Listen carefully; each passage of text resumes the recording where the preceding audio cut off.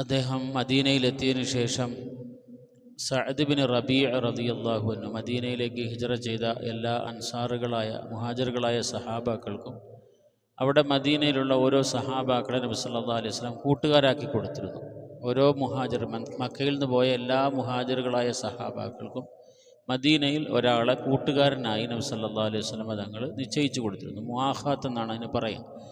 അഥവാ നാടും എല്ലാം വിട്ടു പോകുന്ന ആൾക്കാർക്ക് അവിടെ ഒന്നുമില്ല, അപ്പോൾ അവരെ പുനരധിവസിപ്പിക്കേണ്ടുന്ന ഉത്തരവാദിത്തം മദീനക്കാർക്കാണ്. അപ്പോൾ ഓരോരുത്തരുടെ ഉത്തരവാദിത്തം ഓരോരുത്തരെയാണ് റസൂലുള്ളാഹി സ്വല്ലല്ലാഹു അലൈഹി വസല്ലം ഏൽപ്പിച്ചത്. അതിനാണ് മുആഖാത്ത് എന്ന് പറയും. അങ്ങനെ സഅദ് ബിൻ റബീഅ റളിയല്ലാഹു അൻഹുവിനെയാണ് അബ്ദുറഹ്മാൻ ബിൻ ഔഫ് റളിയല്ലാഹു അൻഹുമായി റസൂലുള്ളാഹി സ്വല്ലല്ലാഹു അലൈഹി വസല്ലം സഹോദരങ്ങളാക്കി തീരുമാനിച്ചു കൊടുത്തത്. സഅദ് റളിയല്ലാഹു അൻഹു പറയുന്നുണ്ട്, അബ്ദുറഹ്മാൻ ബിൻ ഔഫ് റളിയല്ലാഹു അൻഹു, ഇന്നി ലഅക്സറുൽ അൻസാരി മാല. ഇദ്ദേഹം മക്കയിലെ വലിയ സമ്പന്നനായിരുന്നു. മദീനയിലെ വലിയ സമ്പന്നനാണ് സഅദ് ബിൻ റബീഅ റളിയല്ലാഹു അൻഹു. ഞാൻ ഏറ്റവും നല്ല സമ്പന്നനാണ്, അൻസാറുകളിൽ ഏറ്റവും വലിയ സമ്പന്നൻ ഞാനാണ്. അതുകൊണ്ട് നിങ്ങൾക്ക് എൻ്റെ സ്വത്തിൻ്റെ പകുതി ഞാൻ തരാം എന്ന് അബ്ദുറഹ്മാൻ ബിൻ ഔഫ് റളിയല്ലാഹു അൻഹുവിനോട് പറയുന്നുണ്ട്. അപ്പോൾ അബ്ദുറഹ്മാൻ ബിൻ ഔഫ് റളിയല്ലാഹു അൻഹു പറഞ്ഞു, ലാ ഹാജത്ത ലീ ഫീ ദാലിക, എനിക്ക് അങ്ങനെ ആവശ്യമില്ല, നിങ്ങളുടെ എല്ലാ പൈസയും തരാൻ പറഞ്ഞൊരു വലിയ മനസ്സ്, പക്ഷേ എനിക്കത് വേണ്ട. എന്നിട്ട് പറഞ്ഞു, ഹൽ മിൻ സൂഖിൻ ഫീഹി തിജാറത്തുൻ, ഇവിടെ കച്ചവടം നടക്കുന്ന ഏതെങ്കിലും മാർക്കറ്റുണ്ടോ എന്ന് ചോദിച്ചു. അപ്പോൾ അബ്ദുറഹ്മാൻ ബിൻ ഔഫ് റളിയല്ലാഹു അൻഹു പറഞ്ഞു, സൂഖ് കൈനുഖ മാർക്കറ്റുണ്ട്. അങ്ങനെ പിറ്റേന്ന് അബ്ദുറഹ്മാൻ ബിൻ ഔഫ് റളിയല്ലാഹു അൻഹു കുറച്ച് നെയ്യും പാൽക്കട്ടിയും, അതൊക്കെയാണ് കച്ചവട സാധനങ്ങൾ, അതൊക്കെയായിട്ട് സൂക്കിലേക്ക് പോയി. പിന്നെ കുറഞ്ഞ ദിവസങ്ങൾ സൂക്കിൽ പോയി, മാർക്കറ്റിൽ പോയി കച്ചവടം ചെയ്ത് മടങ്ങി വന്നു. ഒരു ദിവസം വിവാഹമൊക്കെ കഴിച്ചിട്ടാണ് റസൂലുള്ളാഹി സ്വല്ലല്ലാഹു അലൈഹി വസല്ലമയുടെ അടുക്കലെത്തുന്നത്.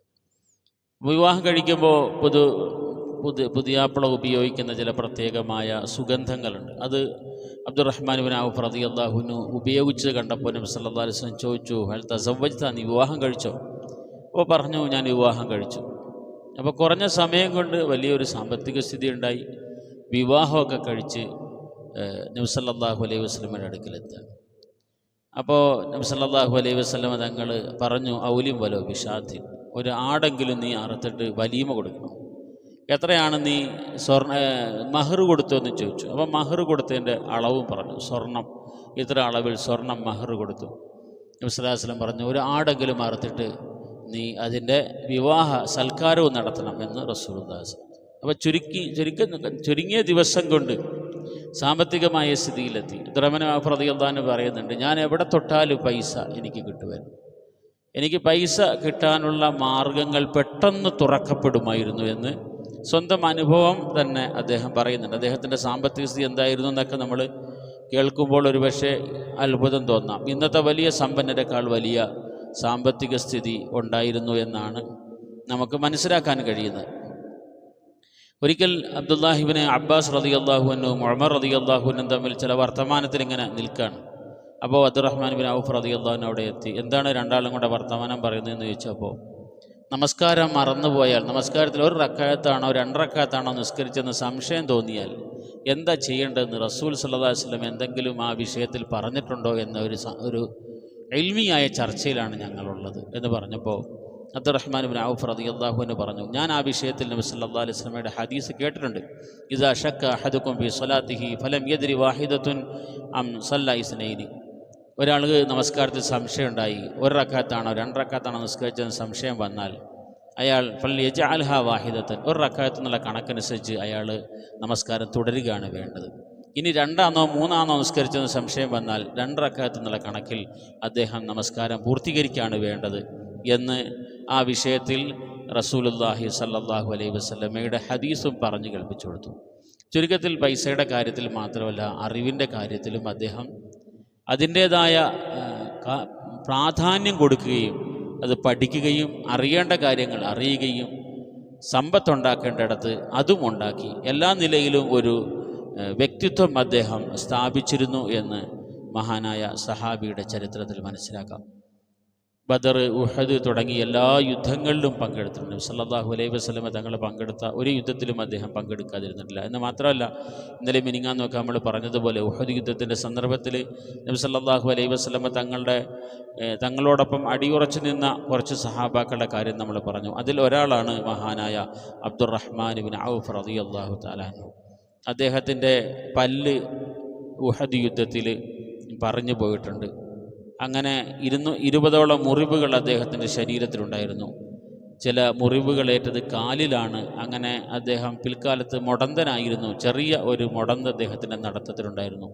ഉഹദ് യുദ്ധത്തിലേറ്റ മുറിവാണ് എന്നാണ് അതുമായി ബന്ധപ്പെട്ട് നമുക്ക് മനസ്സിലാക്കാൻ കഴിയുന്നത്. അപ്പോൾ ജീവത്യാഗങ്ങൾ വേണ്ടി വരുന്ന സമയത്തിൽ, അല്ലെങ്കിൽ ധൈര്യം പ്രകടിപ്പിക്കേണ്ടുന്ന സമയത്തിൽ അതും പ്രകടിപ്പിച്ചു. അറിവ് പഠിക്കേണ്ടിടത്ത് അതും ചെയ്തു. സമ്പത്തുണ്ടാക്കേണ്ടിടത്ത് അതും നേടി.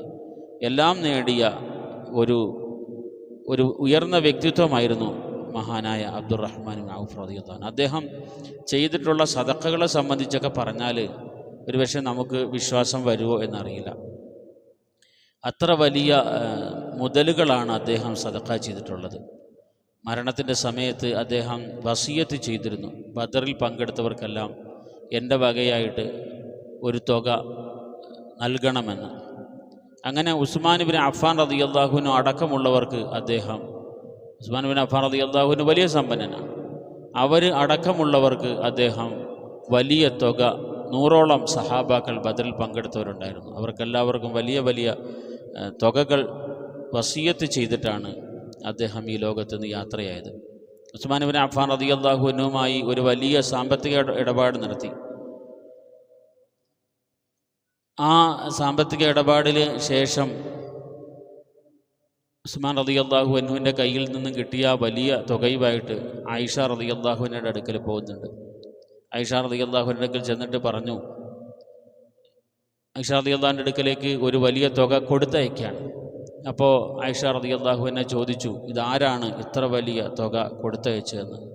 അപ്പോൾ അബ്ദുറഹ്മാൻ ഇബ്നു ഔഫാണ് എന്ന് പറഞ്ഞപ്പോൾ ആയിഷ റളിയല്ലാഹു അൻഹ പറഞ്ഞു, ഇന്ന റസൂലല്ലാഹി സ്വല്ലല്ലാഹു അലൈഹി വസല്ലമ ഖാല, നബി സല്ലല്ലാഹു അലൈഹി വസല്ലം ഞങ്ങളോട് പറഞ്ഞിട്ടുണ്ട്, ലാ യഹിന്നു അലൈക്കും ബഅദി ഇല്ല സാബിറൂൻ, ക്ഷമയുള്ള ആൾക്കാർ മാത്രമേ എൻ്റെ കാലഘട്ടത്തിന് ശേഷം എൻ്റെ പത്നിമാരോട് ഇങ്ങനെ കരുണ കാണിക്കുകയുള്ളൂ, സ്നേഹം കാണിക്കുകയുള്ളൂ.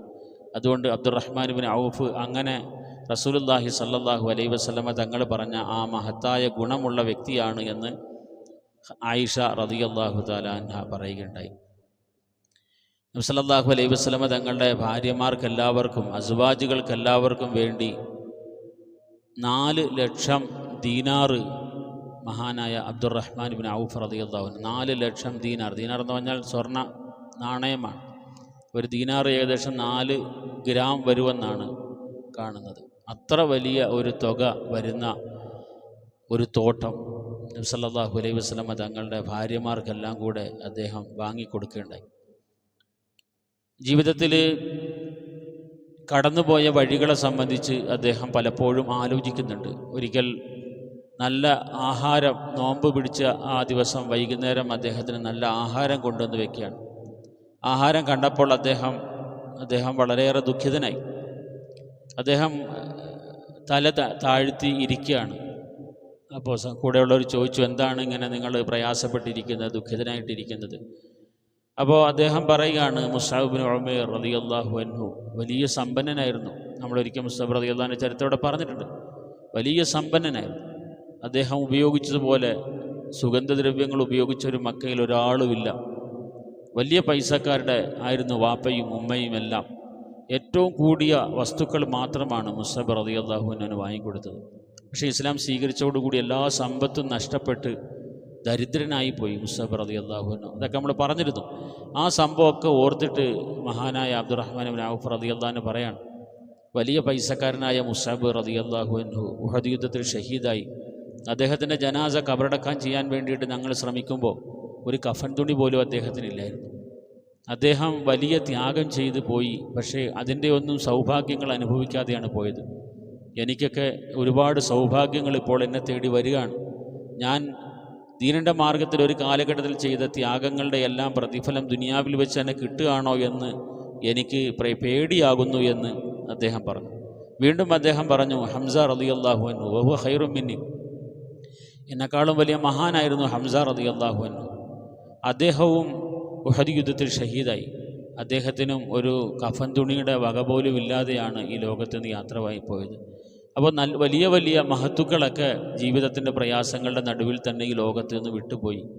ഞാൻ ഇന്നിതെല്ലാം അനുഭവിക്കുകയാണല്ലോ. അതുകൊണ്ട് ഈ അല്ലാഹു സുബ്ഹാനഹു വ തആല ഖദ് ഖശീന അൻ തകൂന ഹസനാതുന ഉജ്ലത് ലനാ സുമ്മ ജഅല യബ്കി ഹത്താ തറകത. നമ്മളൊക്കെ ചെയ്തു പോയ നന്മകളുടെയൊക്കെ പ്രതിഫലം അല്ലാഹു ഈ ലോകത്ത് വെച്ച് തന്നെ തന്നു തീർക്കുകയാണോ എന്ന് എനിക്ക് പേടിയാവുന്നു എന്ന് പറഞ്ഞ് അദ്ദേഹം കരയുകയും അന്ന് ആഹാരം തന്നെ കഴിക്കാതിരിക്കുകയും ചെയ്തു. പിൻഗാമികളായ താബിഈങ്ങൾ പറയുന്നുണ്ട്, ഒരിക്കൽ ഞങ്ങൾ അബ്ദുറഹ്മാൻ ഇബ്നു ഔഫ് റളിയല്ലാഹുവിനോടൊപ്പം ധാരാളമായി വർത്തമാനം പറഞ്ഞിരിക്കുമായിരുന്നു. അദ്ദേഹം വളരെ സഹൃദയനായൊരു വ്യക്തിയാണ്. എല്ലാവരുമായിട്ടും നന്നായി ഇടപഴകി ജീവിക്കുന്ന ഒരാളായിരുന്നതുകൊണ്ട് ഞങ്ങൾ അദ്ദേഹമായിട്ടൊക്കെ വർത്തമാനം പറഞ്ഞിരിക്കുമായിരുന്നു. അങ്ങനെ ഒരു ദിവസം ഞങ്ങൾ വർത്തമാനം പറഞ്ഞിങ്ങനെ ഇരിക്കുന്ന സമയത്ത് അദ്ദേഹം പെട്ടെന്ന് വീട്ടിലേക്ക് പോയി കുറച്ച് കഴിഞ്ഞപ്പോൾ ഒരു പാത്രം നിറയെ ആഹാരം കൊണ്ടുവന്നു. റൊട്ടിയും ഇറച്ചിയും എല്ലാം ചേരുന്ന കുറേ ആഹാരം ഞങ്ങളുടെ മുമ്പിൽ കൊണ്ടുവന്ന് വെച്ചു. ഈ ആഹാരം കണ്ടതോടുകൂടി അബ്ദുറഹ്മാൻ ഇബ്നു ഔഫ് റളിയല്ലാഹു അൻഹു നേരത്തെ പറഞ്ഞതുപോലെ അദ്ദേഹം വളരെ വികാരാധീനനായി കരയാൻ തുടങ്ങി. എന്നിട്ട് നബി സല്ലല്ലാഹു അലൈഹി വസല്ലമയെ സംബന്ധിച്ച് അദ്ദേഹം ഓർത്തു. ഫാറഖ റസൂലുള്ളാഹി സ്വല്ലല്ലാഹു അലൈഹി വസല്ലം അദ്ദുനിയ, നബി സല്ലല്ലാഹു അലൈഹി വസല്ലം ഈ ലോകത്ത് നിന്ന് യാത്രയായി. വലം യശ്ബഅ ഹുവ വല അഹ്ലു ബൈതിഹി മിൻ ഖുബ്സി ശഈർ. നബി സല്ലല്ലാഹു അലൈഹി വസല്ലം തങ്ങളുടെ ജീവിതകാലത്ത് ഒരിക്കൽ പോലും ഒരു റൊട്ടി തിന്ന് വയറ് നിറച്ചിട്ടില്ല. വയറ് നിറയെ കഴിക്കാൻ ഒരിക്കൽ പോലും വക റസൂലുള്ളാഹി സ്വല്ലല്ലാഹു അലൈഹി വസല്ലമയ്ക്ക് ഉണ്ടായിട്ടില്ല. നമ്മളൊക്കെ ഇന്ന് ധാരാളമായി കഴിച്ചുകൊണ്ടിരിക്കുകയാണ് എന്ന് പറഞ്ഞ് അദ്ദേഹം വളരെ സങ്കടപ്പെട്ടതായി അദ്ദേഹത്തിൻ്റെ ചരിത്രത്തിൽ. അപ്പോൾ ചുരുക്കത്തിൽ അനുഗ്രഹങ്ങൾ ഒരുപാട് കിട്ടുകയും പക്ഷേ അതൊക്കെ അനുഭവിക്കുമ്പോഴും ഒരു വലിയ മാനസികമായ പ്രയാസം അദ്ദേഹം അനുഭവിച്ചിരുന്നു. ദുനിയാവിൽ വെച്ച് തന്നെ ഇത് കിട്ടുകയാണോ എന്ന ഒരാലോചനയും അതുപോലെ ഇതൊന്നും അനുഭവിക്കാൻ കഴിയാതെ പോയ മുൻഗാമികളെ സംബന്ധിച്ചുള്ള വലിയ വലിയ ചിന്തകളും അദ്ദേഹത്തിൻ്റെ മനസ്സിൽ ഉണ്ടായിരുന്നു. അബൂ നുഐം റഹിമഹുല്ല ഇമാം സുഹ്രിയിൽ നിന്നും ഉദ്ധരിക്കുകയാണ്, അബ്ദുറഹ്മാൻ ഇബ്നു ഔഫ് റളിയല്ലാഹു അൻഹു ഒരു സമയത്ത് നബി സല്ലല്ലാഹു അലൈഹി വസല്ലം ഒരു യാത്രയ്ക്ക് വേണ്ടി, യുദ്ധത്തിൻ്റെ ആവശ്യത്തിന് വേണ്ടിയിട്ട് പൈസ പിരിവ് നടത്തുന്ന സമയത്ത് 40,000 ദീനാറ് കൊണ്ടുവന്ന് കൊടുത്തു. വീണ്ടും ഒരു 40,000 കൊണ്ടുവന്നു, വീണ്ടും ഒരു 40,000 കൊണ്ടുവന്നു. അങ്ങനെ 3 പ്രാവശ്യമായിട്ട് 40,000 ദീനാറ് നബി സല്ലല്ലാഹു അലൈഹി വസല്ലമയുടെ അടുക്കൽ കൊണ്ടുവന്ന് വെച്ചു. എന്നിട്ട് ശേഷം ഒരു 500 കുതിര കൊണ്ടുവന്നു. യാത്രയ്ക്ക് ആവശ്യമായ 500 കുതിരകൾ കൊണ്ടുവന്ന് നിർത്തി. പിന്നെ വീണ്ടും കൊണ്ടുവന്നു അദ്ദേഹം 1500 ഒട്ടകങ്ങൾ നിറയെ ആഹാര സാധനങ്ങൾ. ഇങ്ങനെ വലിയ സമ്പത്ത് കൊണ്ടുവന്ന് നബി സല്ലല്ലാഹു അലൈഹി വസല്ലമയുടെ അടുക്കൽ അബ്ദുറഹ്മാൻ ഇബ്നു ഔഫ് റളിയല്ലാഹു അൻഹു ദീനിയായ ആവശ്യങ്ങൾ വരുമ്പോൾ ഇങ്ങനെ ധാരാളമായി കണക്കില്ലാതെ കൊണ്ടുവന്ന് അദ്ദേഹം കൊടുക്കുമായിരുന്നു. അതെല്ലാം അദ്ദേഹത്തിൻ്റെ ശരിയായ അനുവദനീയമായ കച്ചവടം കൊണ്ട് സമ്പാദിച്ച് തന്നെയാണ് എന്ന് ഇമാം സുഹ്രി റഹിമഹുല്ല ചേർത്ത് പറയുന്നുണ്ട്.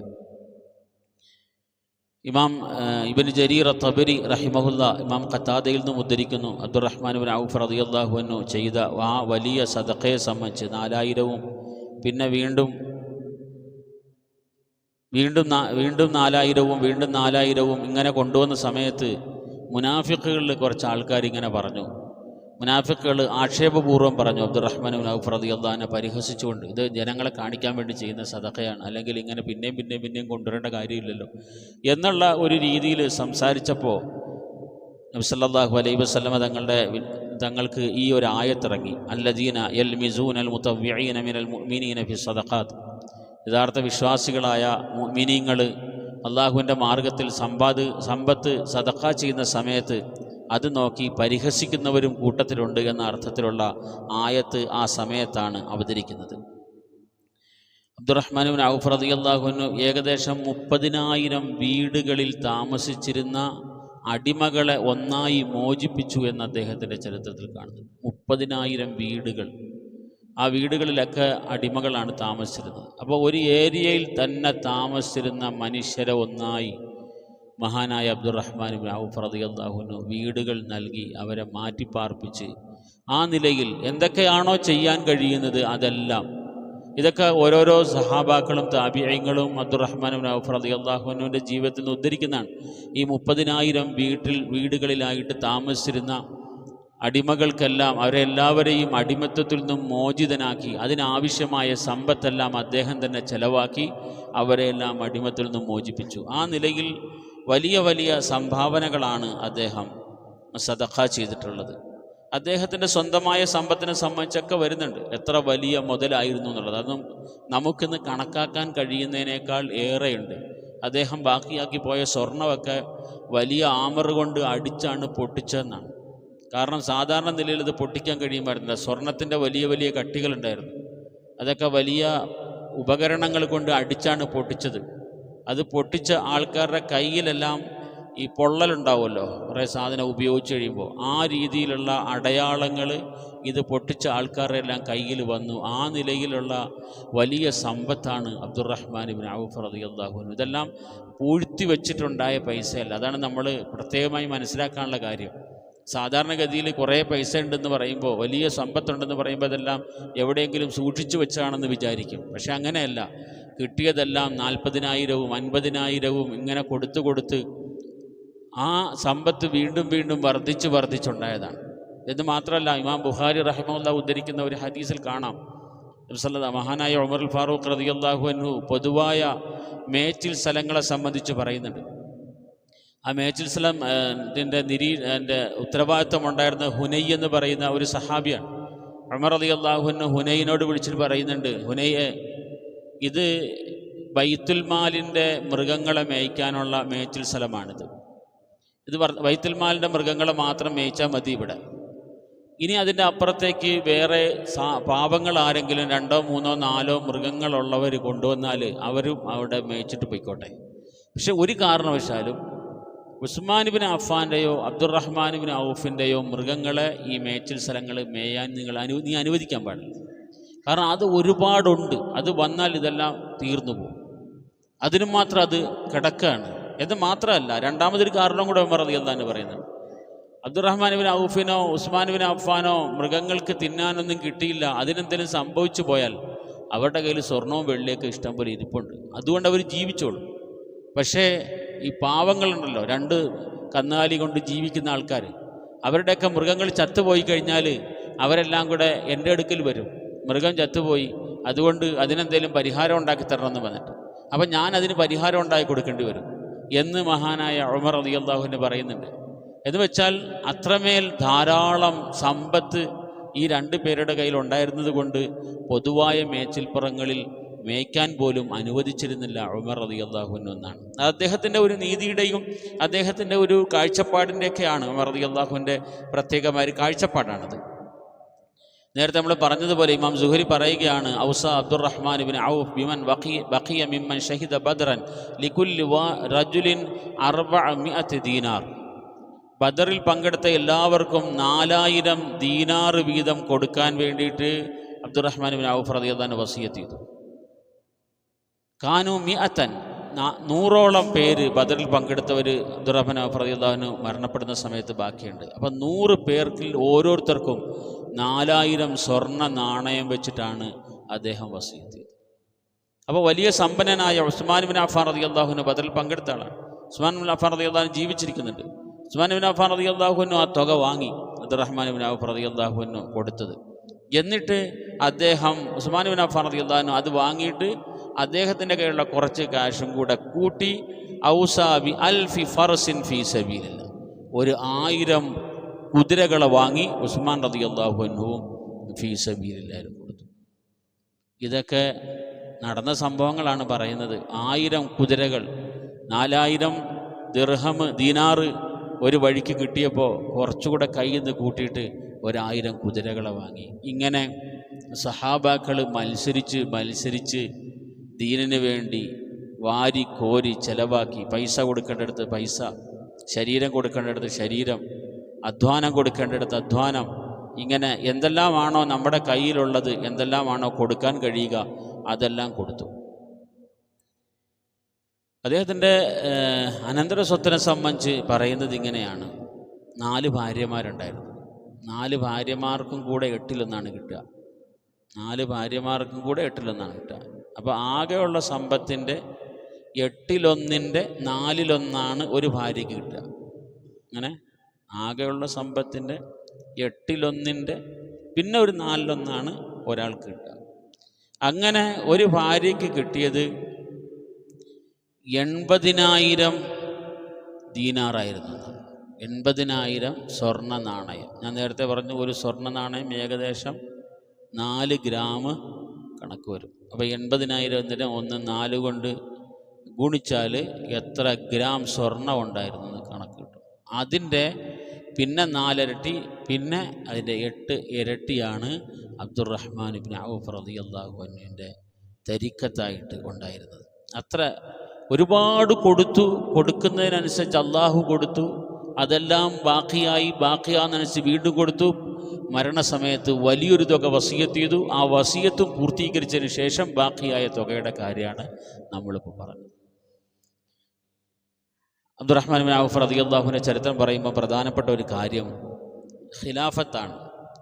ഉമർ ഇബ്നു ഖത്താബ് റളിയല്ലാഹു അൻഹു ശേഷം ആരാകണം ഖലീഫ എന്ന കാര്യത്തിൽ 6 പേരെയാണ് അഭിപ്രായപ്പെട്ടത്. ഉസ്മാൻ റളിയല്ലാഹു അൻഹു, അലി റളിയല്ലാഹു അൻഹു, അബ്ദുറഹ്മാൻ ഇബ്നു ഔഫ് റളിയല്ലാഹു അൻഹു, സഅദ് ബിൻ അബി വഖാസ് റളിയല്ലാഹു അൻഹു, തൽഹത്ത് ബിൻ ഉബൈദില്ല, സുബൈർ ബിൻ അവ്വാം റളിയല്ലാഹു അൻഹു. ഈ 6 പേരിൽ ആരെങ്കിലും ഒരാളെ നിങ്ങൾ ഖലീഫയായി തീരുമാനിക്കണമെന്ന് ഉമർ റളിയല്ലാഹു അൻഹു നിർദ്ദേശിച്ചു. 6 പേരുടെ പേര് നിർദ്ദേശിച്ചു.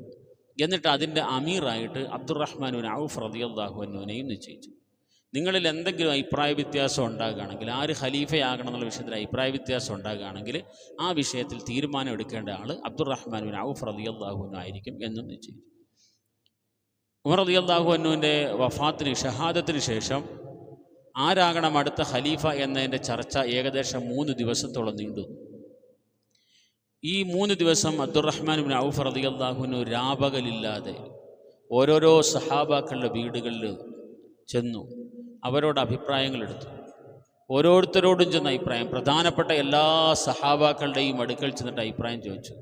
നിങ്ങളുടെ അഭിപ്രായത്തിൽ ആരാണ്? അപ്പോൾ ആദ്യമേ തന്നെ 2 പേര് ഒഴിവായി. സുബൈർ റളിയല്ലാഹു അൻഹുവും തൽഹ റളിയല്ലാഹു അൻഹുവും ഞാനിതിൻ്റെ ഉത്തരവാദിത്വം ഏറ്റെടുക്കുന്നില്ല എന്ന് പറഞ്ഞിട്ട് ഒഴിവായി മാറി. പിന്നെ ബാക്കിയുള്ളത് പ്രധാനമായും അലി റളിയല്ലാഹു അൻഹു, ഉസ്മാൻ റളിയല്ലാഹു അൻഹു ആണ്. ഇവരിൽ ആരെ വേണം ഖലീഫയായിട്ട് എന്ന് മദീനയിലുള്ള സഹാബാക്കളുടെ എല്ലാം അടുക്കൽ അബ്ദുറഹ്മാൻ ഔഫ് റളിയല്ലാഹു അൻഹു രാപ്പകൽ അദ്ദേഹം അതിൻ്റെ പിറകിൽ നടന്നു. അങ്ങനെയാണ് പൊതുവായ അഭിപ്രായം 2 പേരുടെ കാര്യത്തിലാണ് എന്ന് അബ്ദുറഹ്മാൻ ഇബ്നു ഔഫ് റളിയല്ലാഹു അൻഹു മനസ്സിലാക്കിയത്.